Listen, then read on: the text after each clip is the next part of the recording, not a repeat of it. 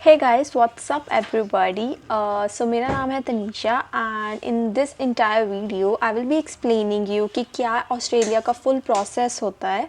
So उसके लिए आपको प्रॉपरली पूरी वीडियो देखनी पड़ेगी एंड तक. सो विदाउट हमें चाहिए होएगा कि आपको एक पर्टिकुलर यूनिवर्सिटी या फिर एक पर्टिकुलर कोर्स जो आपने परस्यू करना है. फॉर एग्ज़ाम्पल अगर आपने को इंजीनियरिंग प्रोग्राम लेना है, इंजीनियरिंग कोर्स में जाना है, तो फिर आपको अब पता होना चाहिए whether you want to pursue it in bachelors और मास्टर्स करने हैं. तो उस पर्टिकुलर कोर्स को आप वेबसाइट पे जाके गूगल पे सर्च करो कौन कौन सी यूनिवर्सिटीज़ हैं वो जो कोर्स है वो ऑफ़र कर रही हैं. ऐसे भी होता है कि जो पर्टिकुलर कोर्स होता है वो 1 साल का भी होता है और 2 इयर्स का भी होता है. तो फिर आपको देखना है कि आपने उसको 1 साल में कंप्लीट कर सकते हो. But I will prefer it do it in 2 years because आपको थोड़ी सी नॉलेज और ज़्यादा डेप्थ में अच्छी मिल जाएगी. बिकॉज 1 ईयर में इट्स जस्ट आपको बहुत ज़्यादा बर्डन मिलता है. फुल जो आप अगर आप कवर अप कर सकते हो 1 साल में तो वो भी कर सकते हो. बट आपको मेक श्योर कि देखें ज़रूर कि वेबसाइट पे जो भी यूनिवर्सिटी है वो कौन सी कितने ईयर्स की वो कोर्स दे रही है. तो प्रेफर इट इन 2 इयर्स. बाकी as you wish. Second thing, आपको अप्लाई करना ऑफर लेटर अपना. जब आप अपना ऑफ़र लेटर अप्लाई कर रहे होंगे तो आपने क्या करना, आपको कुछ डॉक्यूमेंट्स की ज़रूरत पड़ेगी. सबसे पहले इनिशियली जो आप एजेंट को अपनी सबमिट करोगे, फॉर एग्जांपल 10th का सर्टिफिकेट हो गया या फिर +2 का सर्टिफिकेट हो गया एंड ऑल्सो डिग्री अगर आपने कंप्लीट की. अगर आपने डिग्री नहीं कंप्लीट की है तो भी इट्स ओके. वो आपको कंडीशनल लेटर, ऑफ़र लेटर दे देंगे. बाद में जब आप रिक्वायरमेंट उनकी पूरी कर दोगे तब आपको unconditional offer letter they will give it to you. ठीक है. तो उसके बाद आपको ऑफ़र लेटर जब आप अप्लाई कर दोगे तो कुछ डेज़ लगते हैं. It will take at least a week जब आपको वो ऑफ़र लेटर असाइन करेंगे. जो भी यूनिवर्सिटी से ऑफ़र लेटर आता है तो फिर उस ऑफ़र लेटर में आपको प्रॉपर चीज़ें मेंशन्ड होंगी.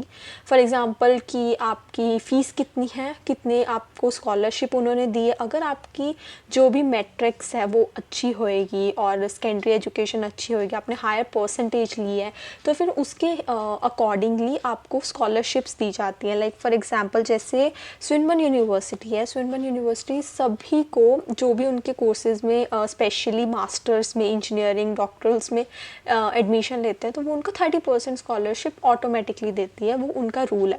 बट अगर उनके पास वो उसका जो वो होता है वो फुल हो जाती है सीट्स जो 30% स्कॉलरशिप्स की, तो वो 20% असाइन कर देते हैं.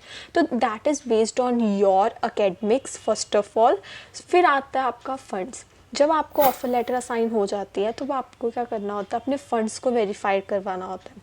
फ़ंड्स को वेरीफाई कैसे करवाते हैं, आपके पास ऑप्शंस होती हैं. आपने एजुकेशन लोन दिखा सकते हो या आप अपनी एफडीज़ दिखा सकते हो. एफडीज़ अगर आप दिखा दो, जैसे मैंने अपनी एफडीज़ दिखाई थी, तो एफडीज़ दिखाने में क्या होता है, आपको फुल एफडीज़ की जितनी भी स्पॉन्सर जो भी स्पॉन्सर कर रहा है उनकी जो एफडीज़ हैं वो आपको उसकी एक पीडीएफ फॉर्मेट बना के आपको उसको अपलोड करनी होती है. फिर उसके बाद आपको एक बैलेंस सर्टिफिकेट, फिर बैलेंस बैंक स्टेटमेंट्स होगी, वो अप टू डेट होनी चाहिए जब भी आप यूनिवर्सिटी को डॉक्यूमेंट सबमिट कर रहे हो. Agent will ask you always कि आप अपने जो भी डॉक्यूमेंट्स दे रहे हो वो properly up to till date होने चाहिए. बिकॉज उसके एक बेनिफिट ये होता है कि जब वो वेरिफिकेशंस करते हैं तो वो तब तक आप अपनी एफडीज़ हैं वो मैच्योर करवा सकते हो.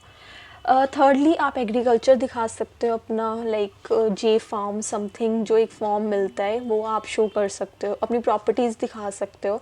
तो ये कुछ फंड्स हैं जो यूनिवर्सिटी वेरीफाई करती है. फिर आपके बैंक्स में बैंक मैनेजर को फ़ोन करती है, वो वेरीफाई करती है सारा कुछ. जब वो अप्रूव कर देती है आपके वो जो बैंक सारे पेपर्स एंड ऑल डॉक्यूमेंट्स, तब वो आपको एक कंडीशनल लेटर, ऑफर लेटर दे देती है. उसमें आपको लिखा होता है जो जो उनके रिक्वायर्ड अब डॉक्यूमेंट्स हैं वो आप सबमिट कर दीजिए.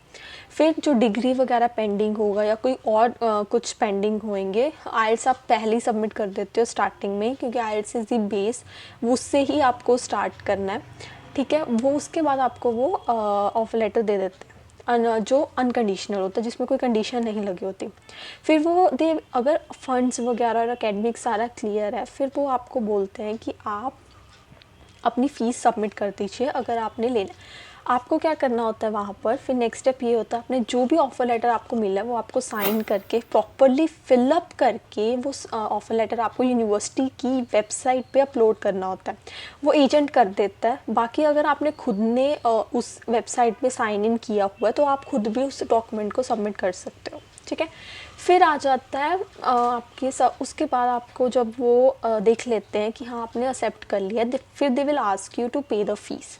फिर आपको उसकी फ़ीस सबमिट करनी होती है। इट ऑल डिपेंड्स कि आपने फर्स्ट सेमेस्टर की फ़ीस सबमिट करनी है या फिर आपने फुल इंटायर वीक की सबमिट करनी है। ये हमारे पास एक ऑप्शन होता है कि आप फर्स्ट सेमेस्टर तक की फ़ीस सबमिट कर सकते हो, और इंटायर जो एक मेंबरशिप इंश्योरेंस भी होती है वो भी आपको सबमिट करनी होती है। लाइक वो एडिशनल में आपको सबमिट करते हैं। वो हेल्थ इंश्योरेंस होती है, वो इट इज़ अबाउट 2 ईयर की होती है और वो आपको सबमिट करनी होती है साथ में, ठीक है। तो ये आपको फ़ीस स्टार्टिंग में इनिशियली सबमिट करनी पड़ेगी। फिर जब आप सबमिट कर देते हो तो अराउंड 2 वीक्स लगते हैं COE आने में। 1 वीक भी लग सकता है, 2 वीक्स भी लग सकते हैं। तो उसमें वो आपको एक पेपर जनरेट करके देंगे जिसमें वो उनकी एक पर्टिकुलरली फॉर्म होएगा, डिक्लेरेशन होएगी कि उनको ये प्रॉपर पूरी फ़ीस मिल चुकी है, तो वो आपको COE ऑफ़र कर देंगे। COE के बाद नेक्स्ट स्टेप होता है आपका मेडिकल एग्ज़ाम।